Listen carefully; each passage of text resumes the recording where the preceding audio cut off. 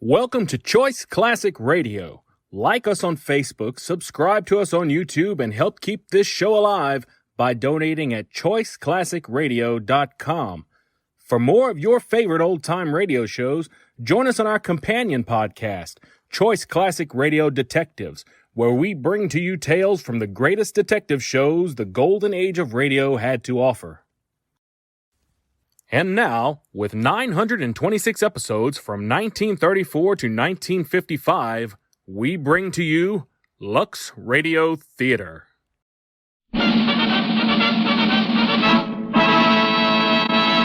From Hollywood, California, the Lux Radio Theater presents Walter Huston and Nan Sunderland in the Sinclair Lewis story, Dodsworth.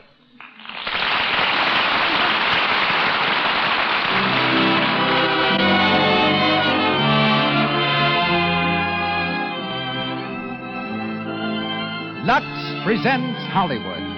This program, ladies and gentlemen, is your program, for the Lux Radio Theater is made possible by your purchases of our product. Starring tonight on our stage on Hollywood Boulevard are Walter Huston, his wife Nan Sunderland, Barbara O'Neill, Pedro de Cordova, and Barbara Kent.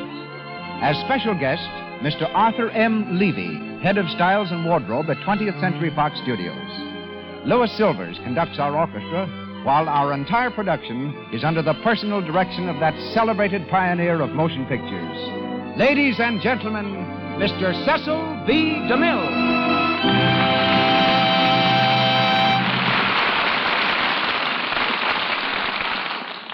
Greetings from Hollywood, ladies and gentlemen. After 35 years behind footlights, Walter Huston's idea of happiness is to do one play a year, one picture a year, and 2 broadcasts in the Lux Radio Theater. The rest of his time he spent at his home in the San Bernardino Mountains, 100 miles from Hollywood, where your prestige is gauged by the amount of wood you can chop. It's typical of Walter that he enjoys this brand of happiness. He once said, if I were a different type of man, I'd undoubtedly be tempted by the money to be made doing several pictures a year. I'd get rich and very miserable. It would keep me from the stage. It would keep me from the mountains. And I'd be playing parts I probably wouldn't like. Sooner or later, he says, we're going to discover that money is the most overrated thing on earth, and honest work the most belittled. The practice of that philosophy has made Walter one of our most sincere and competent artists. As Dodsworth, in Sinclair Lewis' distinguished story, he returns with Nan Sunderland, Mrs. Huston, to enact for us again one of the most memorable performances ever given on our stage. Our delight in hearing Miss Sunderland is one which theater audiences will soon share when she appears on Broadway in a new play. She's heard tonight as Fran. Also high on our star-studded cast are Barbara O'Neill as Edith Cartwright, Barbara Kent as Emily Dodsworth, and Pedro de Cordova as Arnold Israel. And here's our play, the Lux Radio Theater production of Dodsworth, starring Walter Huston and Nan Sunderland.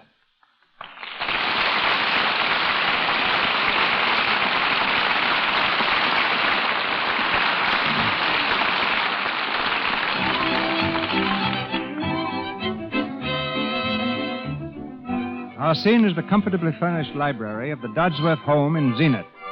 It's late afternoon, and Fran Dodsworth, smartly dressed for traveling, sits beside the fire checking over a list of things to be done before her departure. Mary, the maid, listens attentively. Let me see now, Mary. Wasn't there something else? Oh, yes, those books on the table. Mr. Dodds was taking them along. See if you can't slip them into his big leather suitcase. Yes, Mrs. Dodsworth. And send all the old magazines to the Salvation Army. Yes, Mrs. Dodsworth. And when my daughter and Mr. McKee get back from their honeymoon, I put all the wedding presents that came after they left in the closet of Miss Emily's old room. I'll tell her, ma'am. Oh, Sam, how are you, dear? That's all, Mary. Yes, Mrs. Dodsworth. Well, is everything settled, Sam? Yes, it's all over. The Revelation Motor Company, Samuel Dodsworth, president and founder, became the property of United Motors a little over an hour ago. How do you feel? Well, how would any man feel who just sold 25 years of his life? I suppose you feel kind of lost. Well, I knew what I was doing when I sold, Fran. I know what I'm after from now on. You mustn't feel lost, though. I mean, that will wear off. Life isn't going to be empty from now on. It's going to be fuller than ever and richer for both of us, Sam. Think, darling, you're free. After 20 years of doing what was expected of you, we're free. Yes, I suppose so. Don't look so mournful about it, darling. It all seems so exciting to me. Yeah, but I'm just as keen on this trip as you are, Fran. I'm raring to go. I've always wanted to see London and Paris. Oh, but I want much more than a trip out of this, Sam. I want a new life all over from the beginning. A perfectly glorious, free, adventurous life. What's to prevent? Nothing if we start off on a free foot. Why, I'd almost sell this house so we wouldn't have anything to tie us down. Good Lord, Fran, it's our home. We built ourselves into it. What I want is to get us some new selves now. Me? Yes, you. Why, if we weren't tied to this deadly, half-baked Middle Western town... Now, Fran, don't start knocking Zenith. I can be free enough without going back on my hometown. I'm thinking of my freedom, too. In Europe, a woman of my age is just getting to where men take a serious interest in her. And I just won't be put on the shelf by my daughter when I can still dance better and longer than she can. I've got brains, and thank heaven I've still got looks. And no one ever takes me for more than 35, or 30 even. I'm begging for life, Sam. No, I'm not. I'm demanding it. Well, I see how you feel. All right, I'll enjoy life now if it kills me, and it probably will. We've earned this trip, Sam. It's coming to both of us. You've got plenty to show for all your work. We've brought up Emily and seen her married. And I've done my part, Sam. It hasn't always been easy. And it will, dear, from now on. Oh, Sam, I love you ever so much more when you're not just an old horse in a treadmill. I'm sorry, you bloody European traveler. Oh, hello, Tubby. Hello, matey. Oh, Parlez-vous français, sprechen Sie Deutsch? Got a spaghetti? Oh, stop being funny, Tubby. Oh, let him alone, matey. He's just glad to see us go. Sure. How are you, Fran? All right. Let me take your things, matey. Oh, thanks. We weren't satisfied just to come to the station with everyone else, Sam. No? We're going to New York with you. Yeah? What? That's right. Me and the wife's going to see you off the pier. Toot, toot. All ashore. Goodbye. Say, that's great, isn't it, Fran, huh? Yes. I'll run up and close the bag. But, Fran, Tubby and matey came to see you, too. I won't be long. Oh, can't I help you? Go ahead, matey. Oh, let me come along, Fran. I won't be in the way. Well, Tubby, old son of a gun, how about a cocktail? No, thanks. What's wrong with you? I think I'll stay sober until after I've given you a hunk of my mind. Yeah, what have I done? You know darn well what you've done. Americans like you and me can't quit work, Sam. We've met to keep on working till we die in harness. Tubby, I'm out to make a new life for myself. I'm out to learn how to enjoy my leisure now I've retired. I've been doing things that people expected of me always. Oh, shut up. If you think I can see my oldest and closest friend turned into an expatriate parlor snake because Zenith isn't good enough for his wife. Easy now, easy, Tubby. Ever since college, I've guessed you and looked up to you.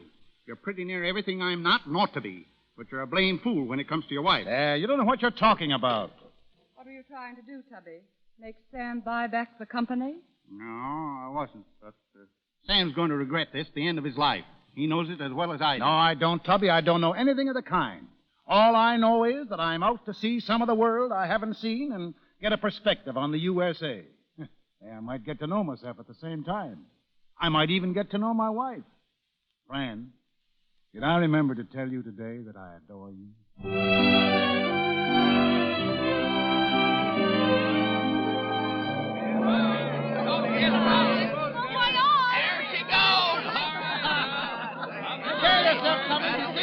Goodbye, Sam. Bye, Sam. Look out for those French gals.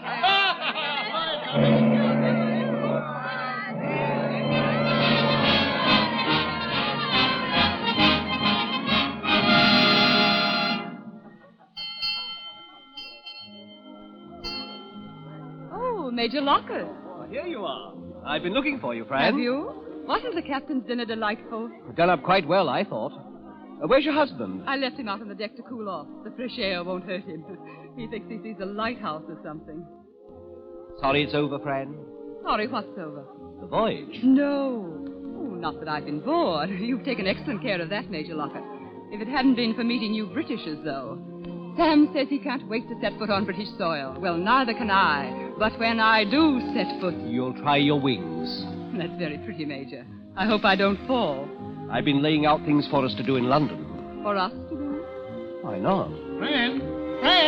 Fran, it was land. Oh, was it, Sammy dear? Bishop's Light, they call it. Say, I could get ashore in half an hour if I had a motorboat. I can't believe we've done it. Ashore in England. If you keep on across the ocean in a straight line, Sammy, you're bound to strike land sooner or later. I know, but England. That's the most natural part of it, Dodsworth. If it were Africa now, where England ought Well, to my first sight of England isn't funny to me. Come on, Fran. Come on and look at the light, huh? I Come on. suppose we'll have to. Coming, Major? be. Well, it is my native land, you know.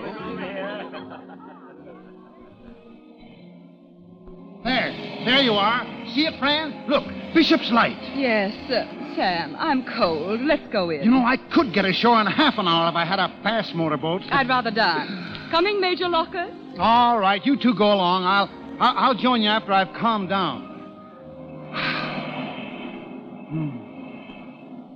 Mr. Dodsworth? Oh, hello, Mrs. Courtright. What was it you just called that light? I saw it, too. Bishop's Light. Of course, I've never been across before. I got excited. Ah, well, there's nothing like a first trip to Europe. Yeah, especially when you're old enough to know what you're after. What are you after? Well, I'm enjoying the leisure. You see, I've been doing things myself for a long time now. I thought I'd give things a chance to do something to me. Oh, the education of an American. Yes, you might call it that. How long have you given yourself? 6 months. Oh, I'll be homesick by then. Yes. I was homesick the first year I came over. Came over? Where from? Michigan. Oh, are you an American, Mrs. Courtright? I don't know what I am. I used to be a British subject by marriage. I don't know that one can be a British subject by divorce. I expect I'm just a woman who lives in Italy. Italy? Why? It's cheap. Oh. Say, what's it like? Well, now, that depends on what one's after, as you'd say. Well, when a man has no more job and his wife wants a fling, there are worse things than travel. Much worse. Yeah, but for a steady thing, give me America.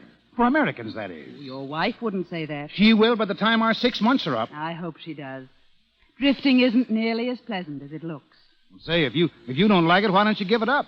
Well, one drifts for a lack of a reason to do anything else. Well, what do you want? What do you suppose any lone woman wants?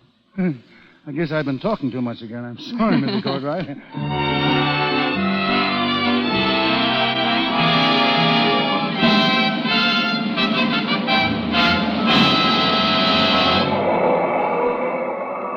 Look around you, Fran.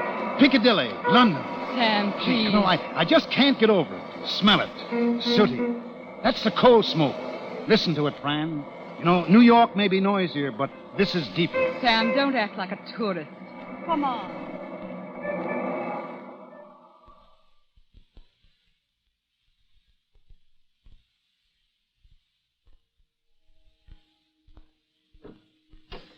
Well, here we are. Come in, Major Lockett. Thanks. Oh, it was a grand evening, wasn't it? Was for me. Oh, Sam. Sam, dear. I guess he's not home yet. Sit down, Clyde.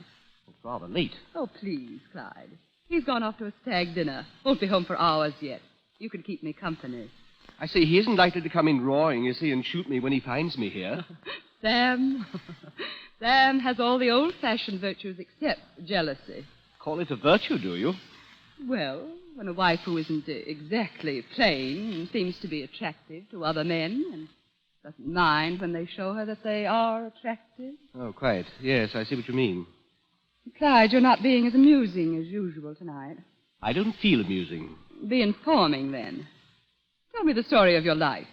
I'd rather hold your hand. You don't mind? You do it so beautifully that I rather like it. Fran, do me a favor. What? Don't go trekking over to the continent. You belong here, Fran. I need you here. You don't mean that. And I don't want you to mean it. Fran, darling. Clyde, please, please. There. Does that show you that I mean it? That was a very silly thing to do, Clyde. Fran. And I didn't like it. I think you'd better go. You're trying to make me feel that you resented my kissing you. Did you think I wouldn't resent it? Sorry, I thought I was doing what was expected of me. I thought civilized people knew where an innocent flirtation stops. Will you go, please? Of course. Fran, you've the most charming and childish misconception of yourself. You think you're a woman of the world. You're nothing of the sort, and I'm afraid you never will be. Oh, hello. Oh, hello there, Dodsworth. You folks just get in? Yes. Now, how was the show? All right, if you like entertainment that ends badly. Good night. Good night. You know, he's not so bad. He's fresh, but he's not so bad. My friend, darling, what's the matter? What is it? I've never been so furious in my life. What, Lockhart? Don't mention that rotter's name. What did he do? He insulted me. Yeah, how far did he go? When I tried to put him in his place, he said things to me. He said things that I can't bear it. Well, I suppose it's up to me to go out and shoot him. Don't joke, Sam. Well, I would feel rather like a fool. You know, you and I aren't up to this sort of thing. It kind of makes us look like the hicks we are. Sam. Well, it does, and it's your own fault for leading him on. So I'm to blame. Well, you must have given him some excuse for making a pass. You have been flirting with him, and you've got such a sweet way of bawling me out in front of him that he'd naturally conclude... I've never said anything to embarrass you. I'm always loyal to you. Oh, you'll be sorry. You'll be sorry. And I'm tired. I'm tired, too. All right, then we're both tired. Oh, Sam, Yeah, what is it now? we never used to scrap so much at home. I guess we haven't got enough else to do over here. Don't say that. It's England. England's such a strain. I want to go over to France tomorrow, Sam. I don't. I like it here. I don't. Now, I'm just beginning to get on to things in London.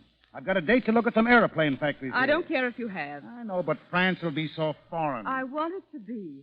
I want to start all over. I'm ashamed of this Lockwood business. And I can't stay in this country with that man laughing at me and saying What, that did you kick him out? Now, you've got to take me away. I don't trust myself. I'm afraid of myself. Afraid, sweetheart? Yes, I am.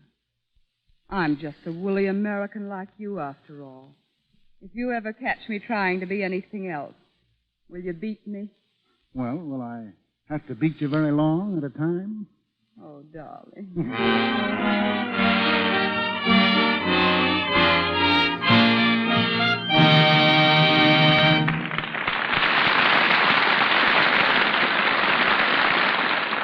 The Lux Radio Theater continues with Walter Houston and Nan Sunderland in Dodsworth in just a moment.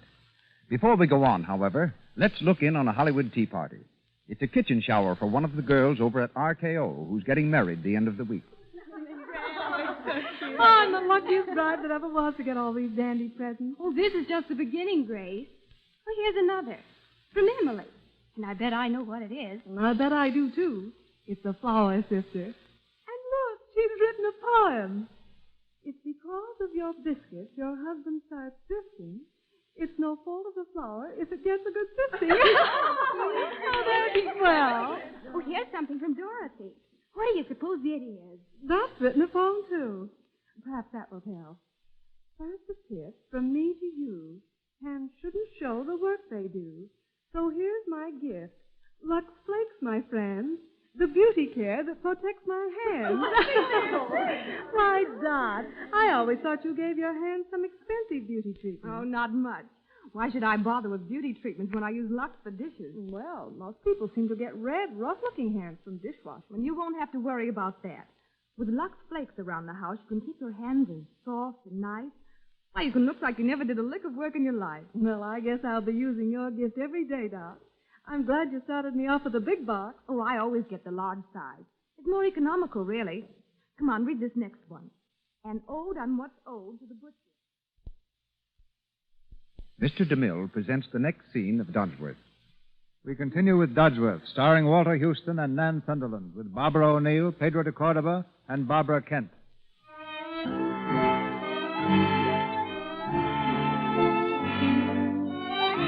1 month has passed, and the Dodsworths are in Paris. We're in their hotel suite, where they've been entertaining some of their newfound friends. On a balcony high above the city, we find Fran Dodsworth with Arnold Israel, a suavely polished citizen of the world.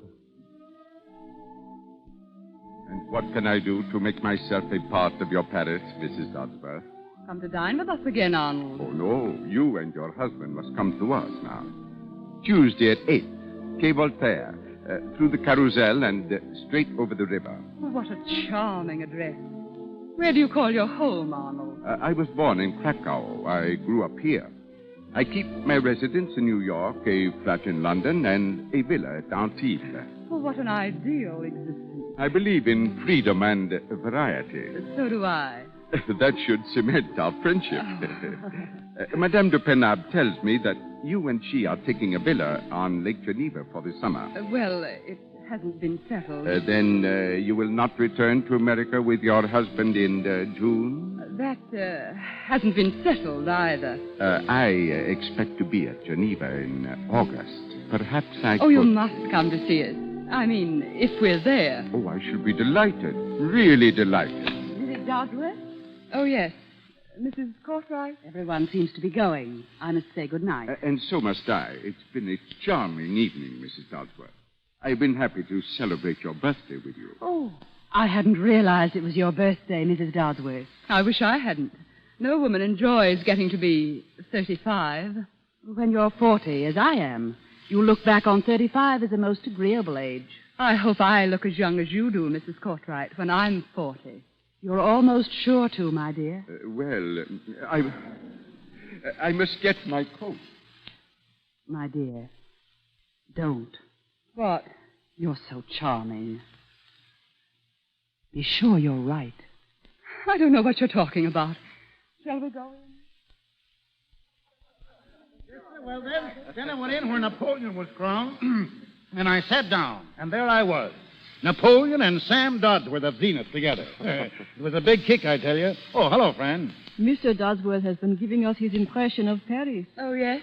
The manufacturer of automobiles comes into contact with Gothic permanence and finds it overpowering. Right. That's exactly what I like about sightseeing. It shows you how small you are in time as well as space.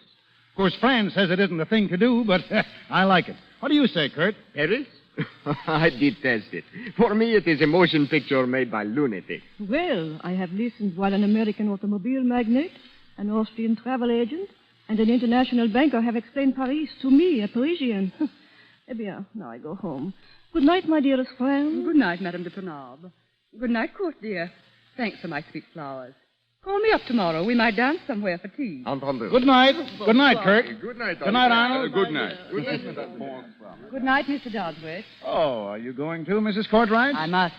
But I stole a bit of your paper to write my Italian address on. Here it is. Come and see me. Say, we'd love to. Please do. Good night. Good night, Mrs. Cartwright. You like that woman, don't you? Well, you thought she was the most distinguished-looking woman on the boat. She seems a frump in Paris. Oh, you know, I'm always glad to entertain any of your friends, Sam, even the not particularly amusing ones. Oh, I think I'll go to bed. Coming? Yes. Say, friend, Yes? haven't we had about enough of Paris? My dear Sam, unfasten the shoulder strap, will you, mon vieux? No, I mean, isn't it about time we began thinking about going home? Home? No.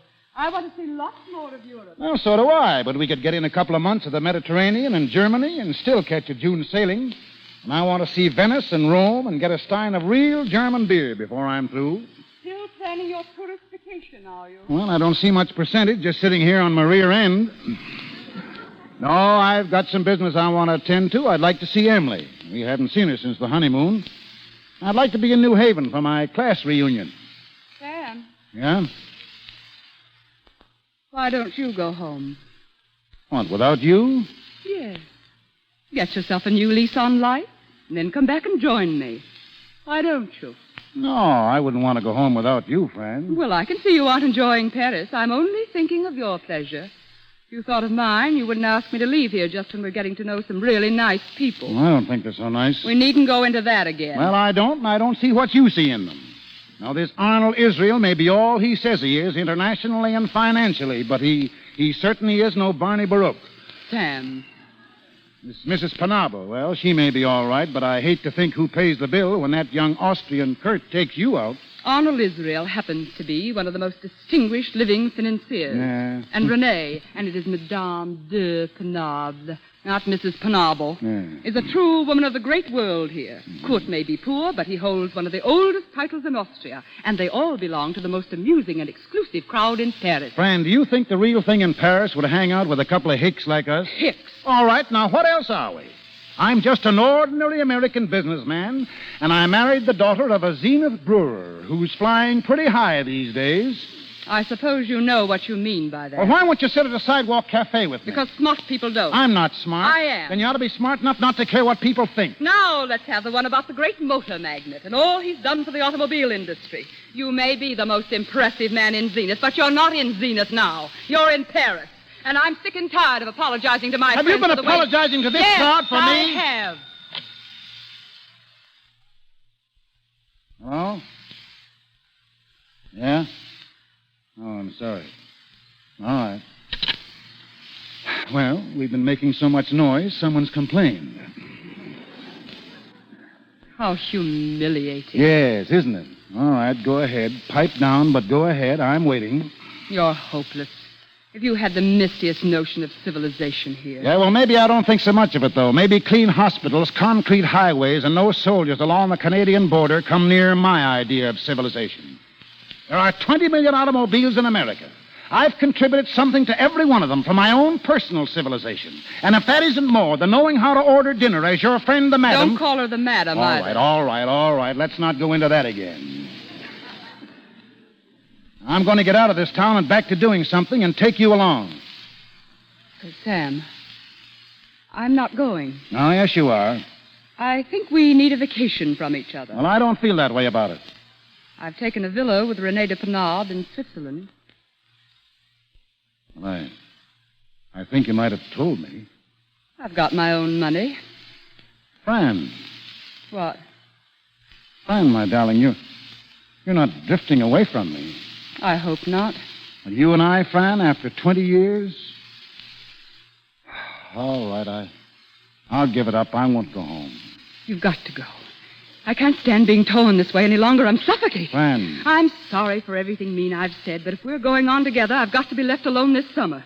Now, don't look so hurt, and please don't be angry. Or do be angry if it'll make you feel any happier. But remember that I did make a real home for you, and I'll do it again.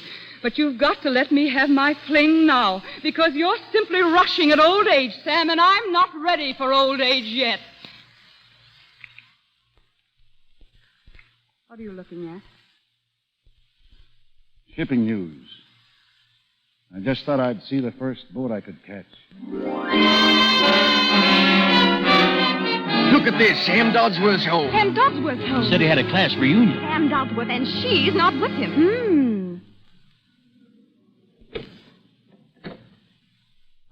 Why should I say anything I didn't think? You didn't think what would make me think. Well, maybe I don't care what you think. Well, you'd better care what I think. Hello, Dad. Hello, Tubby.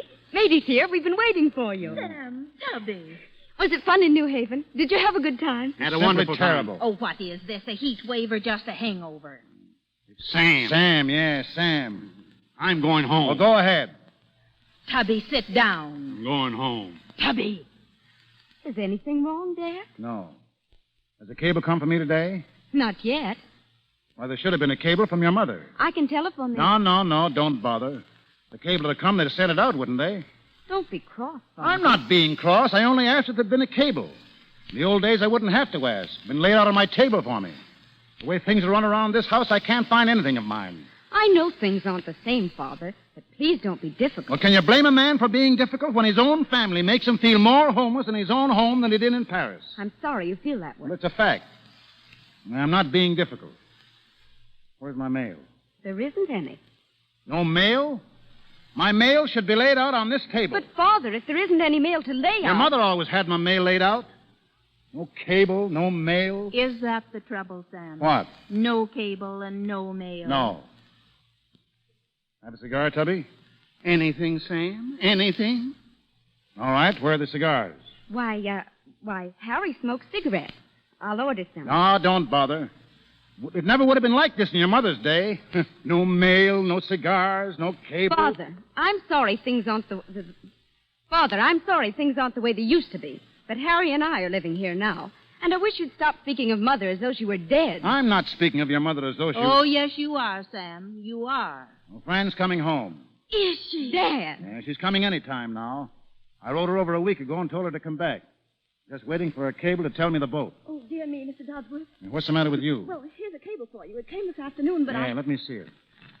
Thank heaven. Maybe we'll get a little peace and quiet around here now, Emily. What's the matter, Sam? Isn't Mother coming? This isn't from your mother. It's nothing. Go outside, Tubby. Huh? Oh, sure. Come on, Tubby. Yeah. So long for a while, you old horse thief. Sam, what is it? She's not coming, matey. I guessed as much.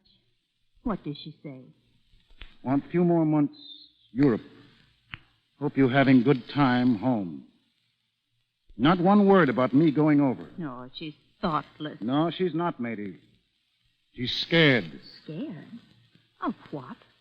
Of growing old. Sam, those people she's with, the ones she mentioned in her last letter, do you know them? Yeah, sure. Like 'em? Oh, they're all right. Who's, Arnold Israel? Israel?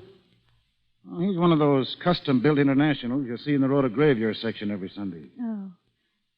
Well, give us a kiss now. Say, will you lay off those European liberties with my wife? Oh, come on, Tubby.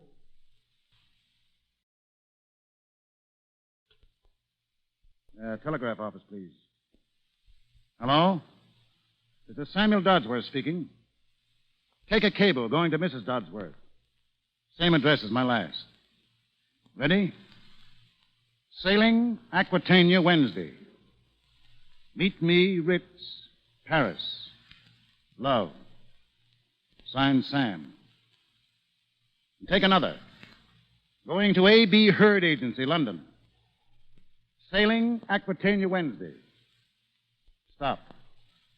Using utmost discretion, ascertain day-to-day address of Arnold Israel, Paris. Keep me informed, wireless. Signed, Dodsworth. Send them both straight. Yes, repeat them, will you?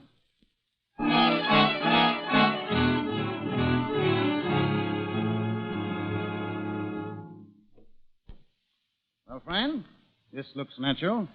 The street was as cool as anything in Paris, so I took it again. You must be tired from your trip.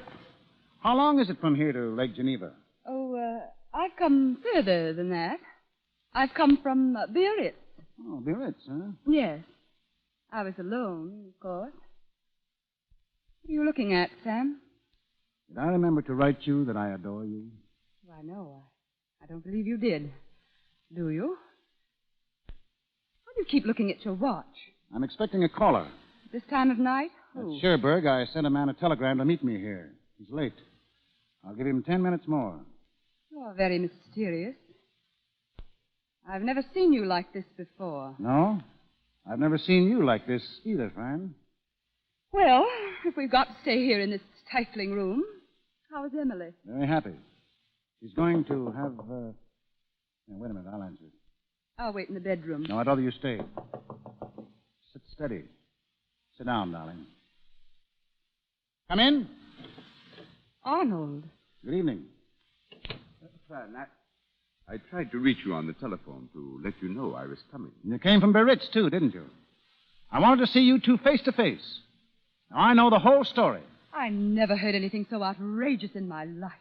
Suppose Arnold was in Switzerland. What if he was in Biarritz?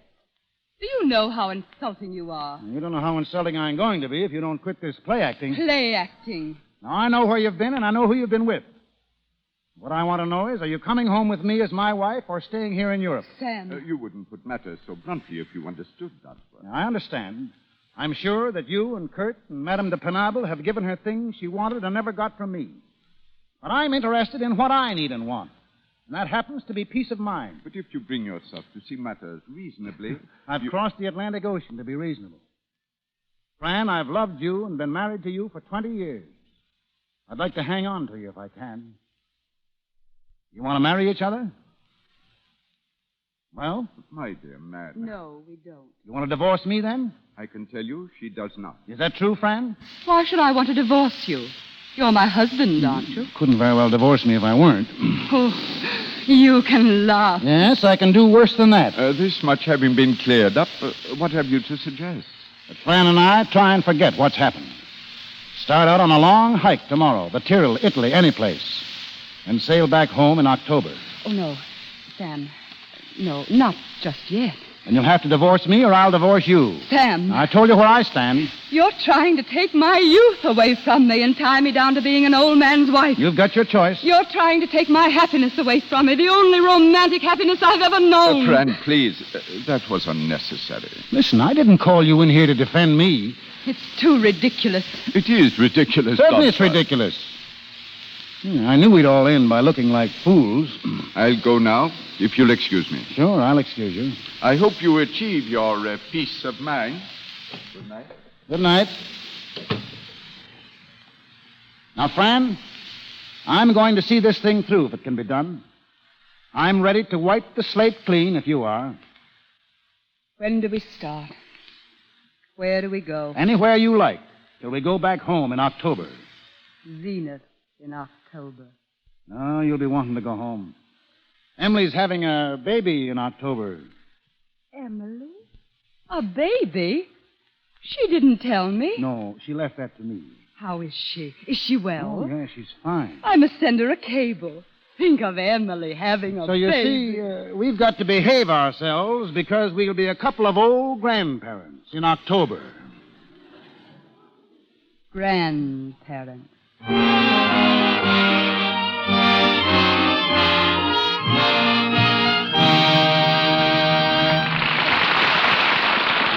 For station identification, this is the Columbia Broadcasting System.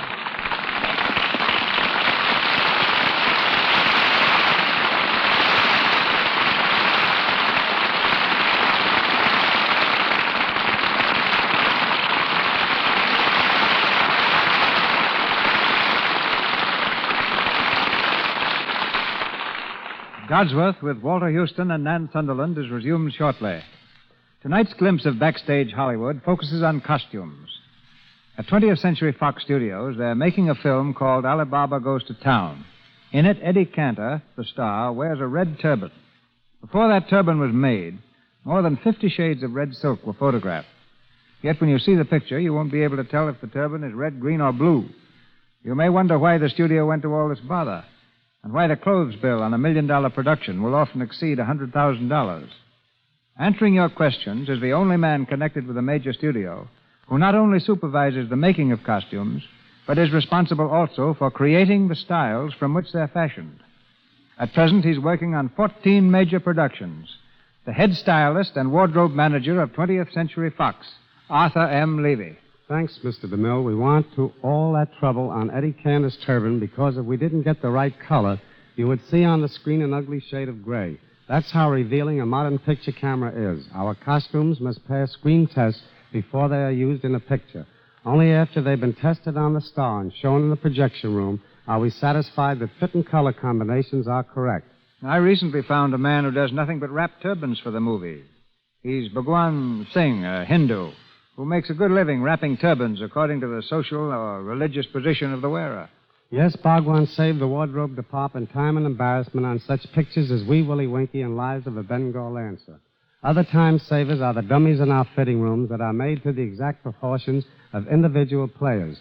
The dimensions are changed from time to time as the star loses or gains in weight, and the first fittings are made on them. But our biggest worry is keeping abreast of production, avoiding delays that might hold up the actual shooting of a picture. One of our ways of overcoming this is to have a staff of cleaners and laundry people working every night, getting today's wardrobe in shape for its use again tomorrow. Because of the terrific speed at which we work, we've become one of Lux's biggest customers in Hollywood. Lux flakes clean not only well, but fast. We can depend on them to have things ready and up to our exacting requirements in a minimum of time. And Lux is perfectly safe for even the finest washable materials. We must use the best materials not only for appearance's sake, but because of the months of hard use they get during production. We've provided against emergencies in the Buccaneer by having duplicates made of every important costume in case they should be torn or damaged. We do that, too. Our film in Old Chicago has a scene in which Tyrant Power runs through the city streets during the historic fire. He falls down, rips his clothing, is splashed with mud and drenched in water. This scene was shot 4 times, and each time Tyrant had to start off fresh and untorn. We were prepared by having 6 duplicates of his entire wardrobe ready. The research work on that picture was very interesting. For example, the question arose as to what kind of a shield was worn by a Chicago policeman in 1854. Going to Chicago and checking the city files, we found the shield was made of copper. We also found out that it was from those copper shields that the slang term cop originated. Before you leave, tell us what we'll all be wearing next season.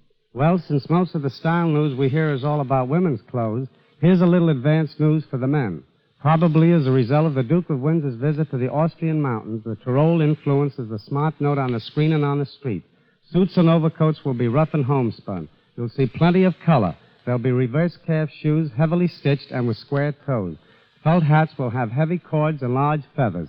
And gloves, sweaters, socks, and scarves will feature the Tyrolean hand-knitted peasant pattern.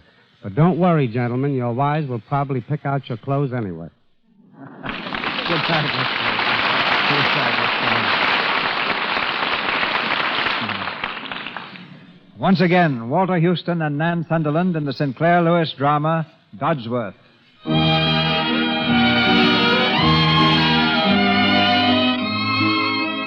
October, and Fran Dodsworth and Sam are still in Europe.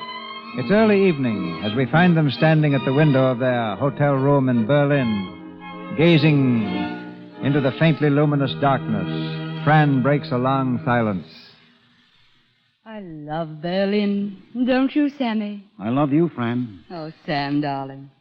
Will you let me thank you for all the lovely places you've taken me? I'm so heedless and silly that I don't speak of it as often as I should. But I'm terribly grateful inside of me, Sam, darling. Have I won you back for my wife, Fran? Yes, Sam. By not being a Tartar husband. By letting me have fun with that nice little court and not thinking I'm a hussy. By helping me to forget Arnold Israel. Sam, haven't you anything to say to me? Well, what is there to say? Well, after I've just opened my heart to you, it's a little embarrassing for you to stand there and say nothing. It makes me feel self-conscious. Self-conscious. I guess that's my trouble, Fran. I've lost my bearings. I don't know where we're heading. Well, I think I'll call up Emily and hear how the baby got through his first day. But there isn't time. Kurt's coming to take us out to dinner, and you're not even dressed. Kurt can wait. It isn't polite. And, Sam, I know how thrilled you are over Emily's baby, but you mustn't tell Kurt. Why not? Because he thinks of me as young, and I am. Fran.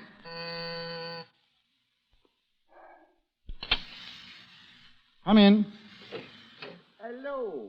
Hello, Kurt. Well, is that wife of yours ready for us, Sam? I take you to a new restaurant for dinner. A very gay restaurant where only the smartest Berliners know to go. And dance after? You can make Sam get dressed. Well, I'm sorry I didn't feel like getting dressed. No, I guess I'll let you two go along without me. Oh, no, Sam. You must come with us. What fun do you think it is for me to sit up all night watching you two dance? Oh, do not speak so closely, Sam. You should be happy to see Fern happy. Oh, I didn't mean to snap. Oh, I just got some rather important news from home. News? Sam. Yeah, oh, nothing that would interest you, Kurt. I'd like to sit by myself and think it over. Perhaps Sam does want to be left alone tonight. But I want to go out. I want to. All right, go ahead, Kurt. You and Fran run along. I'll be all right.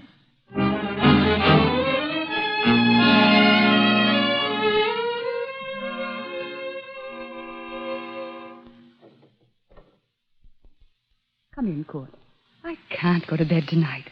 I've been having too much fun. I do not like coming in here so late. I do not think Sam would like it. Sam's dead to the world. Don't talk loud, that's all. But, Fran, dear... Please, Kurt. Let poor little Fran have her fun while she can. There isn't much time left. Oh, darling, Fran. Kurt. You know I love you, Fran. You know that. Have you not been happy with me here in Berlin? Oh, yes, I've been terribly happy. I've loved it, Kurt. You know I have. I think you could love me, Fran. I think you could. But there's no good talking about that. There's nothing we can do about it, is there? No. You are married to Sam. I can't ask you to be my wife. Kurt, you want to marry me? Does that surprise you?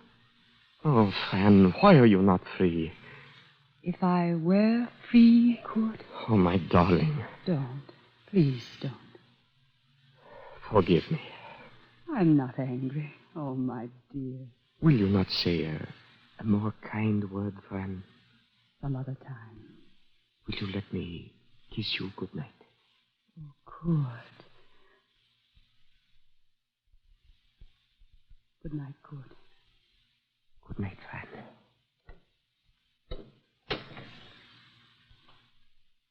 If I were free. Sam. Oh, hello, Fran. I didn't know you'd come in. I didn't know you were awake. I'm sorry Pretty if late.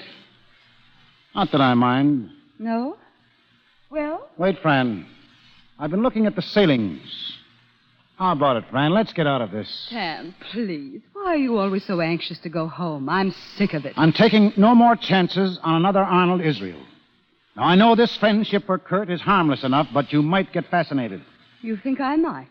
You really think I might? Well, I love Kurt, and he loves me, and I'm going to marry him.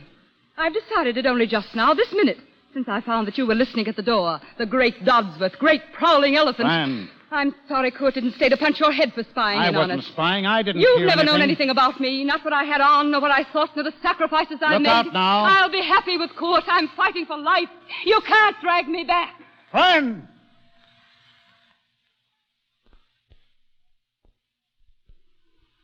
All right. Can you get your divorce here? What? Your divorce? Oh. Yes, I think so. We should wait a few months. Why? Well, I'd like you to feel absolutely sure about Kurt. It's my funeral now, isn't it? Yes, I guess so. I'll have to get used to that idea. I guess I can.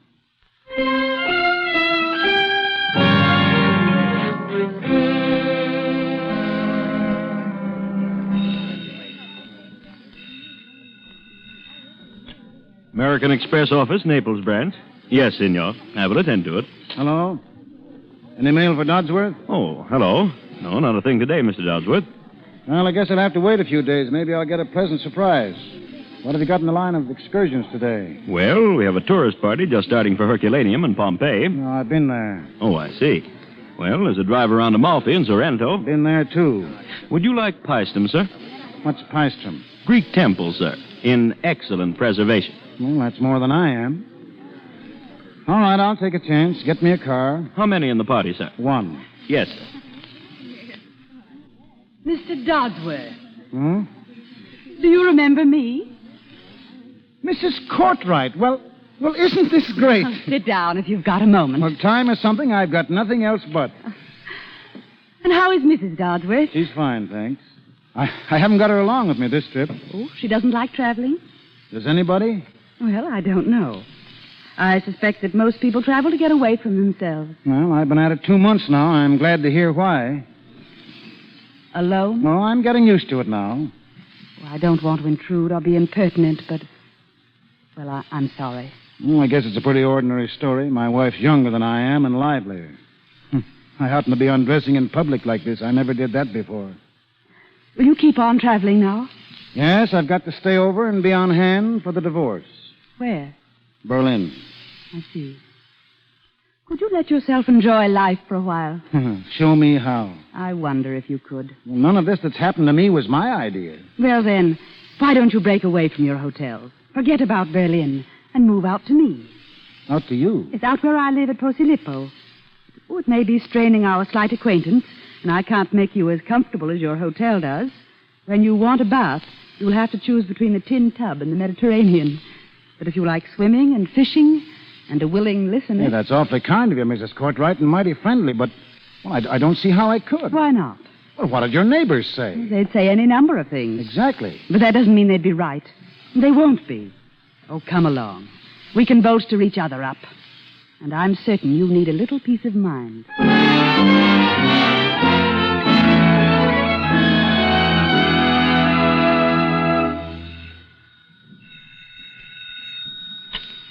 Sì. This is la Villa Courtright. Cosa dici? Forte. Non ti comprendo, addio. Who was that, Teresa? Oh, someone she called. I not here, so goodbye. Hello there. Hello, Sam. You been out fishing with Pietro again? Yeah, I'm going to try out this new fishing tackle later. I want to show him a few Florida tricks I know. Listen. There's one of those horrible putt-putt motors. Yeah, Pietro and I put it in the boat this morning. What? In that beautiful little sailboat? Sure, Pietro's crazy about it. And you just watch that boat beat the rest of the fishing ground. Sam, you're hopeless. Don't be hard on me, Edith. Setting up that motor's the first real fun I've had since I quit business, and it's got me raring to go all over again for the first time. To go? You mean away from here? Any place where I can get back in harness. Think I'll try aviation this time. The idea of a Moscow to Seattle airline kind of strikes me. Moscow to Seattle? Yeah, might be the first man with his own round-the-world system. Say, I know what we'll do. We'll make a little preliminary survey. Where's that map? I'll buy my own plane, and the day after the divorce comes in, we'll both go on a trip. We, Sam? Are you going to take me with you?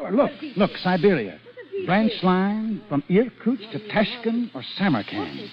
Tough going for you, though, on one little suitcase. Sam, I'll go through life with you on one suitcase if you'll give me the chance. Edith, I've spent one short month with you in this house, and I can't imagine ever living without you again. Couldn't live without you, Sam. Signor Dodsworth. Bellino. Bellino. All right, get in. Hello? Hello? Yes, Fran, yes, this is Sam. Oh, I'm sorry to hear that. Well, when are you sailing? Well, I guess I'll have to. No, that's all right. Very well, get the tickets. Goodbye. Well, Kurt has chucked her over. She's dropping the divorce. Going home on the Ultima day after tomorrow. I've got to go with her. I won't let you. Well, what else can I do? I won't see you killed by her selfishness. I love you and she doesn't.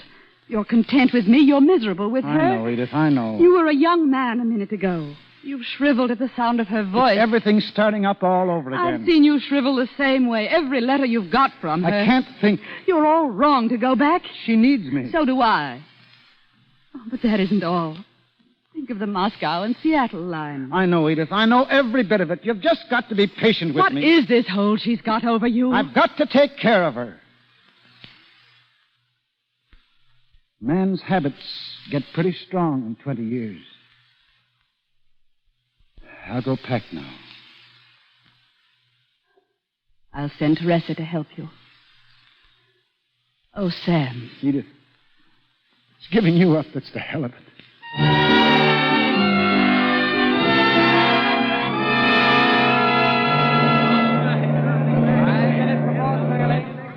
5 minutes.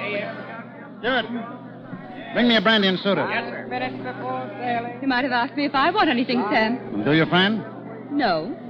But if I've got to sit here in this icebox they call a bar, we've got to shut that door. Very well. It's a cold morning, and I'm not dressed for draughts. I didn't expect to have to sit practically out of doors in the middle of winter. All right, go on. You were saying, friend. What? Oh, yes. You were so right about Kurt, Sammy dear. I can't think how you guessed it, because you aren't usually so awfully good at judging character. His family may be as old as the Colosseum, but when I saw his mother, my dear, what a front. Don't. What's the matter with you? Don't ride Kurt and his mother that way, that's all. I'm sorry. I'll be good. Though I shouldn't have expected you to defend them. No, I suppose not. God, I know how you always let bygones be bygones. It's such a wonderfully happy ending to all our wild little escapades, isn't it? Yes, isn't it? Sam, will you look at that hat that woman has on, and will you regard her shoes? Oh, but wait until you see some of the clothes I've got. I'll show Zenith something. Maybe it'll wake up a little. You seem rather distrait, Sam. Yeah, do I? Well, maybe I don't like you riding Zenith that way either. I don't seem to be able to strike a congenial note. I do think you might meet me halfway. As I look back, though, I don't blame myself. I can't, really. You were a good deal at fault, too. There are sins of omission, Sammy dear. Stewart. Yes, sir. Take this check. Go to Suite 7 on B deck, get the suitcase with this number on it, and bring it here. Yes, sir. What's the idea, Sam? I'm not sailing with you. You're not sailing? No, I'm not. No use Sam. trying to put it tactfully. Sam. We just can't make a go of things any longer. You haven't learned a thing, not a single thing out of all our sorrows. And I've been flattering myself that you really wanted to come back to me. I tried, didn't I? But I'm through, finished, and that's flat. What's going to become of me? I don't know. You'll have to stop getting younger someday. Sorry, goodbye. Are you going back to that washed-out expatriate in Naples? Yes, and when I get my divorce, I'm going to marry her, and she and I are going on doing things. Do you think you'll ever get me out of your blood? I don't know. Maybe not. But love has got to stop someplace short of suicide. Sam! Sam, come back here! Come back,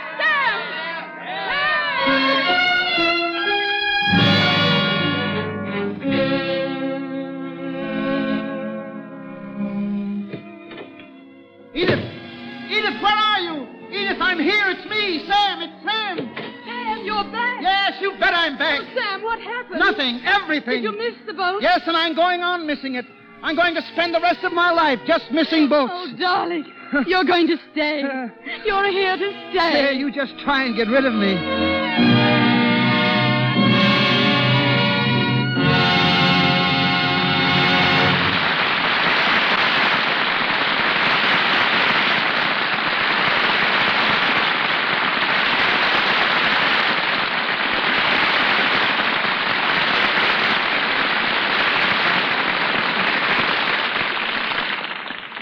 So ends the last chapter of Dodsworth. I know you want to hear from Walter Houston and Nan Sunderland, and they'll take their curtain call in a moment. First, a word from Melville Ruick. Thank you, Mr. DeMille. Before Mr. DeMille introduces our stars, may I leave this thought with the ladies? These days, you're probably getting some new clothes for fall and winter, and some new stockings in subtle shades to blend with the new colors. Naturally, you want those stockings to look just as nice each time you wear them as they do right now. That is where Lux comes in. Lux Flakes are especially made to protect your stockings. They save the elasticity, you know, cut down on runs. So why not ensure the subtle flattery of those new stockings with Lux? Our producer, Mr. DeMille. For 8 years, Walter Houston and Nan Sunderland have always appeared together. So tonight's performance had an added distinction, in that it was their last co-starring vehicle, at least for a while.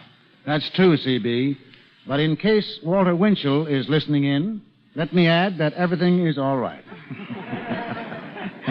In fact, everything was never better. Here's what's happening. First, Walter has a picture to do at MGM, Benefits Forgot, the story of the time of Abraham Lincoln. Are you playing Lincoln again, Walter? No, I guess I'm one of those very few actors having once played Lincoln were able to get away from the role. This time I'm a circuit rider, a preacher. While I'm making the picture, Nan goes to New York for her play. Which is also historical. It is Sidney Harmon's production of Robin Landing and goes all the way back to 1785. Well, Nan, good luck. Around Christmas time, I expect to open on Broadway in Mr. Tutt. You know Mr. Tutt, C.B.? He's that long-haired lawyer and fisherman that Arthur Train writes about.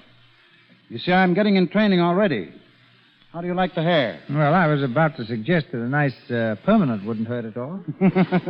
So have a lot of people. Even our brand-new dachshund, Fraulein, barks at me now. But it's strictly for art's sake. Long hair or short, come back to us again, Walter, as soon as your play's through. And you, Nan, just remember that the latch string will be out and the footlights will be on for you in the Lux Radio Theater always. Thank you very much, C.B. Whether we're with you as performers or listeners, there are few things that give us more genuine pleasure than this program. Yeah, and we really mean that. Yes. Now, good luck to you all, and good night. Good night, Walter. Good night, Nan.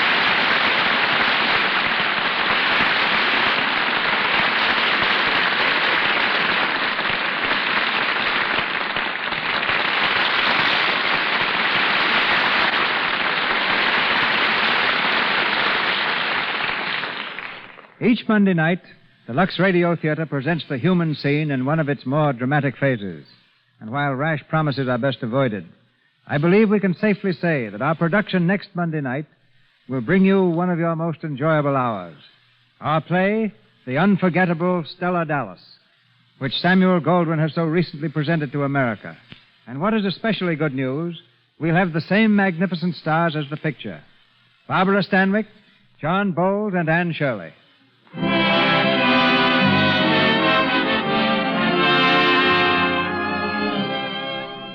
Our sponsors, the makers of Lux Flakes, join me in inviting you to be with us again next Monday night when the Lux Radio Theater presents Stella Dallas with Barbara Stanwyck, John Bowles, and Anne Shirley.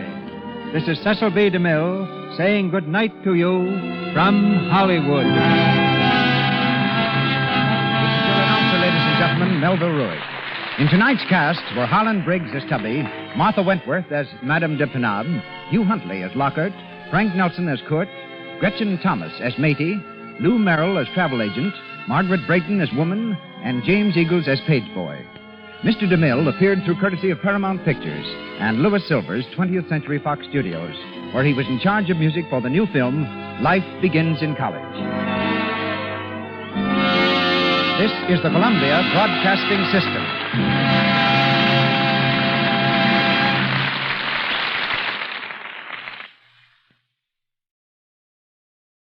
That concludes today's episode.